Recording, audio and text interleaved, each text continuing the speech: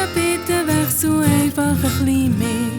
Ich kenne einen schönen Fleck dort im Berner Oberland. Oder vielleicht auch eine Insel oder blauen Meeresstrand.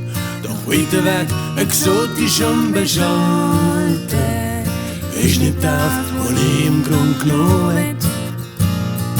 Komm, wir machen Ferien in Golden, dann sind wir sicher, unsere Liebe hat.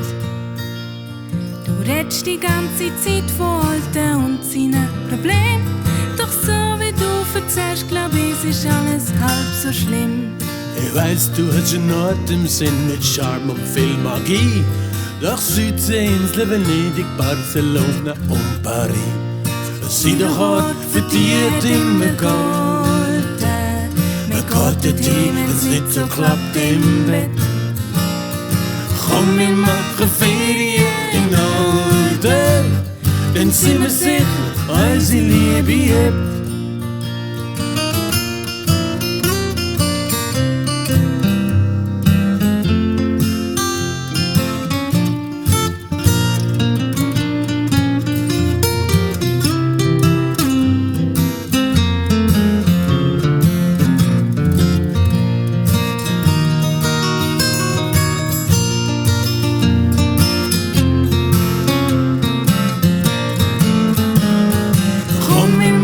Ferien in Golden, dann sind wir sicher, unsere Liebe hebt. Wenn's so schlimm wird, dann wären das doch alles arme Leute. Zum Wohnen ganz okay, doch für Touristen leider nicht. Ich habe ein Ticket gebucht, wir fahren mit dem roten Pfeil. Quer durchs ganze Land, zügig und mit so viel Stil.